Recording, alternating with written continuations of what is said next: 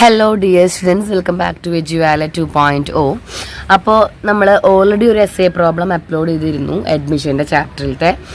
Then ഇത് second S A problem ആണ്. നമുക്ക് എക്സാമിന് ചോദിക്കാവുന്ന 2 എസ് എ ക്വസ്റ്റ്യൻ ആണെന്ന് മിസ്സ് പറഞ്ഞത്. അഡ്മിഷൻ്റെ ചാപ്റ്ററിൽ നിന്നുള്ള ഒരു എസ് എ ക്വസ്റ്റ്യനും ഡിസൊല്യൂഷൻ്റെ സമയത്തുള്ള റിയലൈസേഷൻ അക്കൗണ്ട് വെച്ചിട്ടുള്ള ഒരു എസ് എ ക്വസ്റ്റ്യനും. സോ ഇവിടെ നമ്മൾ ചെയ്യുന്നത് സെക്കൻഡ് എസ് എ ക്വസ്റ്റ്യൻ ആണ്. That is from realisation chapter, ഡിസൊല്യൂഷൻ്റെ ചാപ്റ്റർ ആണ്. ഇതാണ് നമ്മുടെ ക്വസ്റ്റ്യൻ. നമുക്ക് ക്വസ്റ്റ്യൻ എന്താണെന്ന് നോക്കാം. ഒരു കുഞ്ഞ് ക്വസ്റ്റ്യൻ ആണ്. ഇതിൽ നിന്നും കുറച്ചും കൂടി വലിയ ക്വസ്റ്റ്യൻ നമുക്ക് എക്സ്പെക്ട് ചെയ്യാം. Mibi Maggie were partners sharing profit and losses equally. Their balance sheet as on as follows. 2 partners ആണുള്ളത്. ഒരു ബാലൻസ് ഷീറ്റ് തന്നിട്ടുണ്ട്. Capital account Mibi Maggie creditors, bank creditors, stock and furniture. അതിൽ അസറ്റ് റിയലൈസ് ചെയ്തു എന്ന് പറഞ്ഞിട്ടുണ്ട്, stock, furniture and debtors. Then creditors were paid in full. Creditors complete pay ചെയ്തു എന്നും പറഞ്ഞിട്ടുണ്ട്. റിയലൈസേഷൻ എക്സ്പെൻസസ് 500 rupees ആണ്. Prepare necessary ledger accounts. അപ്പം നമ്മളോട് പറഞ്ഞിരിക്കുന്നത് കുഞ്ഞൊരു ക്വസ്റ്റ്യൻ ആയതുകൊണ്ടാണ് അതിനെ ഇത്രയും എന്താ പറയുക വേഗം കഴിഞ്ഞത്. ഇതിൽ ഇനിയിപ്പോൾ നമുക്ക് ആഡ് ചെയ്യാൻ പറ്റുക ചിലപ്പോൾ കുറച്ചും കൂടി അസറ്റുകൾ കൂടും. വേറെ വ്യത്യാസമൊന്നും വരില്ല. അതായത് ക്രെഡിറ്റേഴ്സിൻ്റെ കൂടെ ഒരു ബിൽസ് പേയബിളും വരും. ദെൻ ബാക്കിയുള്ള അസറ്റുകളുടെ കൂടെ വല്ല പ്ലാന്റ് ആൻഡ് മെഷീനറിയോ അല്ലെങ്കിൽ ഫർണിച്ചറോ, അതൊക്കെ ഫർണിച്ചറും ലാൻഡ് ആൻഡ് ബിൽഡിങ്ങും അങ്ങനെയുള്ള കാര്യങ്ങളും ഇൻക്രീസ് ആവും. വേറെ പ്രോബ്ലംസ് ഒന്നുമില്ല. നമ്മൾ ചെയ്യുമ്പോൾ ഇത് ഈ മോഡൽ തന്നെയാണ് ചെയ്യുക. നമ്മൾ തയ്യാറാക്കേണ്ടത് ഒരു റിയലൈസേഷൻ അക്കൗണ്ട്, ദെൻ പാർട്ട്നേഴ്സിൻ്റെ ക്യാപിറ്റൽ അക്കൗണ്ട്, ദെൻ ഒരു ക്യാഷ് അക്കൗണ്ട്. ഓക്കെ, ക്യാഷ് അക്കൗണ്ടാണ് നമ്മൾ ബാലൻസ് ഷീറ്റ് ഇവിടെ തയ്യാറാക്കില്ല. ക്യാഷ് അക്കൗണ്ടാണ് നമ്മൾ തയ്യാറാക്കുക. ക്യാഷ് ഓർ ബാങ്ക് അക്കൗണ്ട് ഏത് വേണമെങ്കിലും നിങ്ങൾക്ക് ക്രിയേറ്റ് ചെയ്യാം. രണ്ടും ശരി തന്നെയാണ് കേട്ടോ. ദെൻ ഇവിടെ 2 പാർട്ട്നേഴ്സാണുള്ളത്. അതുകൊണ്ട് തന്നെ നമ്മൾ 2 എമൗണ്ടുകളാണ് വരച്ചിരിക്കുന്നത്. പാർട്ട്നേഴ്സിൻ്റെ ക്യാപിറ്റൽ അക്കൗണ്ട് ആയിട്ട് നമ്മൾ 2 പാർട്ട്നേഴ്സിൻ്റെ ക്യാപിറ്റൽ അക്കൗണ്ട്, ഒന്ന് Mibi and 2 Maggie. Okay, Mibi and Maggie 2 പാർട്ട്നേഴ്സാണ് ഉള്ളത്. ഓക്കെ, ദെൻ നമ്മൾ റിയലൈസേഷൻ അക്കൗണ്ട് വരയ്ക്കുക, ഒരൊറ്റ എമൗണ്ട് കോളം. Okay, sorry. അപ്പോൾ ആദ്യമായിട്ട് നമ്മൾ ചെയ്യേണ്ടത് റിയലൈസേഷൻ അക്കൗണ്ടാണ്. ഓക്കെ, റിയലൈസേഷൻ അക്കൗണ്ടിൽ ആദ്യം അസറ്റുകളെല്ലാം ഡെബിറ്റ് സൈഡിലേക്ക് ട്രാൻസ്ഫർ ചെയ്ത് കൊടുക്കാം without or except cash account. Cash അക്കൗണ്ടും ബാങ്ക് അക്കൗണ്ടും നമ്മൾക്ക് കൊടുക്കരുത്. നമുക്ക് തന്നിരിക്കുന്ന ബാലൻസ് ഷീറ്റ് കംപ്ലീറ്റ് ആയിട്ട് എന്ത് ചെയ്യണം, കംപ്ലീറ്റ് ട്രാൻസ്ഫർ ചെയ്യണം. ഇതിലുള്ള കംപ്ലീറ്റ് ബുക്ക് വാല്യൂ ഐറ്റംസ് ആണ്. ഈ ബുക്ക് വാല്യൂ ഐറ്റംസ് കംപ്ലീറ്റ് നമ്മൾ ചിലതൊക്കെ റിയലൈസേഷനിലേക്ക്, ചിലതൊക്കെ ബാങ്ക് അക്കൗണ്ടിലേക്ക്, ചിലതൊക്കെ ക്യാപിറ്റലിലേക്ക്. ഓക്കെ, നമ്മൾ വരച്ചേൽക്കാം. ആദ്യം നമുക്ക് റിയലൈസേഷനിലേക്ക് മാറ്റാം. ഏതിന്? ഡെറ്റർ, സ്റ്റോക്ക്, ഫർണിച്ചർ, 3 അസറ്റല്ലേ ഉള്ളൂ. അപ്പം നമ്മൾ ആദ്യം മാറ്റാം. 2 debtors 8,000, then stock 6,000, then furniture 6,000. ഒപ്പം തന്നെ ലൈബിലിറ്റീസ് ക്രെഡിറ്റ് സൈഡിലേക്ക് മാറ്റാം. ബൈ ക്രെഡിറ്റേഴ്സ്, അവിടെ ഒരു ലൈബിലിറ്റി ഉള്ളൂ, അതുകൊണ്ട് ബൈ ക്രെഡിറ്റേഴ്സ് 8,000. ഇനി നമ്മൾ ബാങ്ക് അക്കൗണ്ട് എന്ന് പറഞ്ഞിട്ട് എവിടെ പോയി മാറ്റണം? നമ്മുടെ ക്യാഷിലേക്ക് മാറ്റാം. ഡെബിറ്റ് സൈഡിലാണ് കേട്ടോ. To balance brought down 4,000.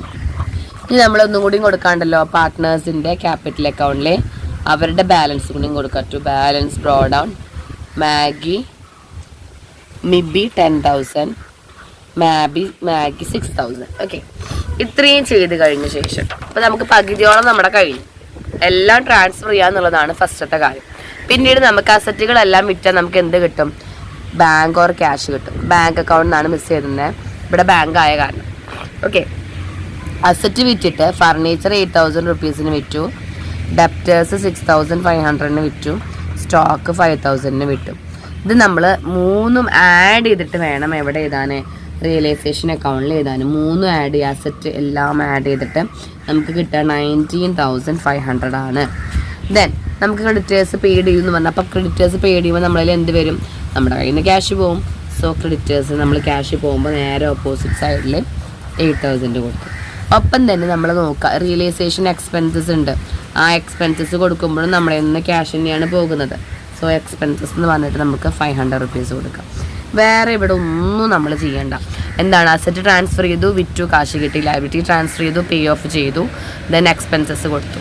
നമ്മളിനി എന്ത് ചെയ്യുക, ഇത് ബാലൻസ് ചെയ്യുക. ബാലൻസ് ചെയ്യുമ്പോൾ ഈ സൈഡാണ് നമുക്ക് കൂടുതൽ വരുന്നത്. ഈ സൈഡിൽ 28,500 വരും. 28,500 അതിൽ നിന്ന് നമ്മൾ ഇത് മൈനസ് ചെയ്യുമ്പോൾ നമുക്കൊരു 1,000 റുപ്പീസാണ് വരിക. ഈ 1,000 റുപ്പീസ് ലോസാണ്. ഈ ലോസ് നമ്മൾ പാർട്ട്നേഴ്സിന് വിധിച്ചു കൊടുക്കണം.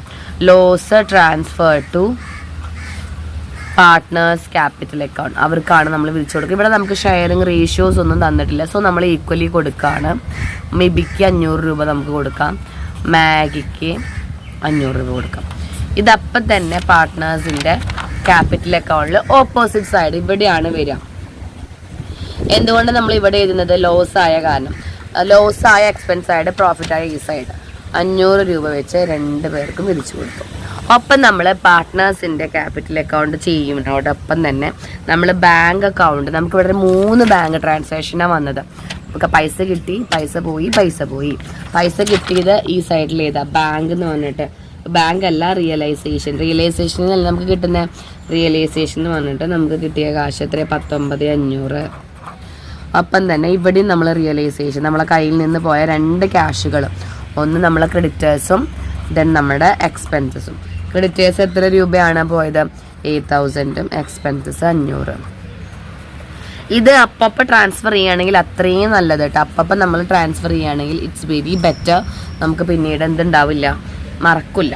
ഇനി നമ്മൾ എന്ത് ചെയ്യുക, പാർട്ട്നേഴ്സിൻ്റെ ക്യാപിറ്റൽ അക്കൗണ്ട് ബാലൻസ് ചെയ്യാം. പാർട്ട്നേഴ്സിൻ്റെ ക്യാപിറ്റൽ അക്കൗണ്ട് ബാലൻസ് ചെയ്യുമ്പോൾ 10,000 അല്ലേ നമുക്ക് കൂടുതൽ വരിക. 10,000 2 സൈഡിലും എഴുതുന്നു. ദെൻ 9,500 ഒരാൾക്ക് വരും. ദെൻ 6,000 നമ്മൾ അടുത്ത ആളുടെ എഴുതുന്നു, 6,000. ദെൻ നമുക്ക് വരിക 5,500 ആണ്. ഇത് ബാങ്ക് അക്കൗണ്ടിലേക്കാണ് നമ്മൾ ട്രാൻസ്ഫർ ചെയ്യേണ്ടത്. ഇത് ബാലൻസിങ് ഫിഗർ ആണ്. ഇവിടെ ബാലൻസ് ക്യാരി ഡൗൺ എഴുതാൻ പാടില്ല, നമ്മൾ ഡിസല്യൂട്ട് ചെയ്യുകയാണ്. ഇത് നമ്മൾ ഓപ്പോസിറ്റ് സൈഡിൽ ഇവിടെ എഴുതണം.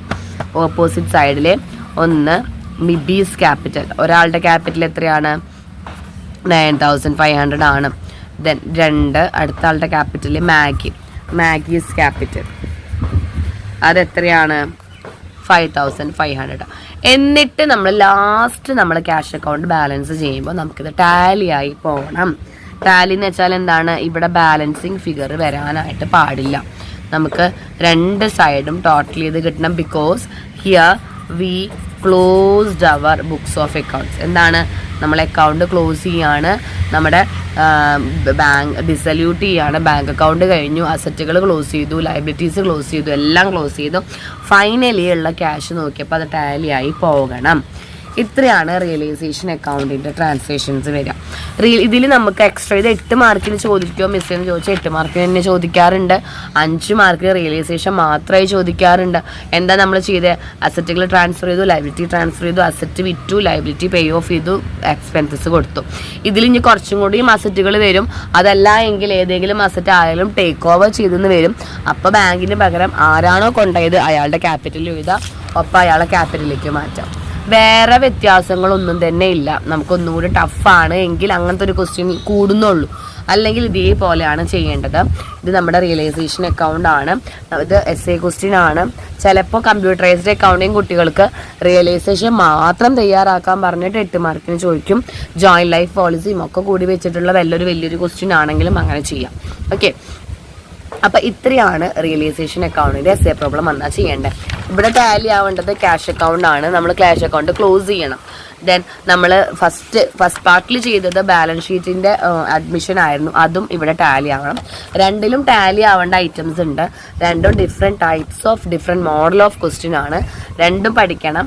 രണ്ടും SA പ്രോബ്ലം ആയിട്ട് നമുക്ക് ഫൈനൽ എക്സാമിനും വരെ വളരെയധികം ഹെൽപ്ഫുൾ ആവുന്നതാണ്. സോ 2 വീഡിയോസാണ് നമ്മൾ അപ്ലോഡ് ചെയ്തത് SA ക്വസ്റ്റ്യൻ്റെ. ഒരെണ്ണം റിയലൈസേഷനും ഒരെണ്ണം റിവാലുവേഷനും. റിവാലുവേഷൻ്റെ പ്രോബ്ലം അറിയാത്തവർക്ക് ഇതിന് തൊട്ട് മുന്നുള്ള വീഡിയോ നോക്കാം. ദെൻ നമ്മൾ ഷോർട്ട് SA മാർക്ക് അപ്ലോഡ് ചെയ്തിട്ടുണ്ട്, തിയറി ക്വസ്റ്റ്യൻസ് അപ്ലോഡ് ചെയ്തിട്ടുണ്ട്. എല്ലാം നിങ്ങൾക്ക് ഡിസ്ക്രിപ്ഷൻ ബോക്സിൽ ലിങ്ക് കൊടുക്കുന്നുണ്ട് കേട്ടോ. നമ്മൾ ഇനി ഇത് കഴിഞ്ഞിട്ടാൽ നമ്മളൊരു 2 മാർക്കിൻ്റെ ഒരു വീഡിയോ ചെയ്യണമെന്ന് ആഗ്രഹിക്കുന്നുണ്ട്. നോക്കട്ടെ. ദെൻ AFSകാർക്കും കമ്പ്യൂട്ടറൈസ്ഡ് അക്കൗണ്ടിങ് സ്റ്റുഡൻസിനും പഠിക്കേണ്ട വീഡിയോസും നമുക്ക് കമ്മിങ് ആണ് കേട്ടോ. ഓക്കെ ഡിയർ സ്റ്റുഡൻസ്, അപ്പോൾ വീഡിയോ ഹെൽപ്ഫുൾ ആയെങ്കിൽ ലൈക്ക് ചെയ്യുക, ഷെയർ ചെയ്യുക, സബ്സ്ക്രൈബ് ചെയ്യുക, മാക്സിമം സപ്പോർട്ട് ചെയ്യുക. Okay, thank you.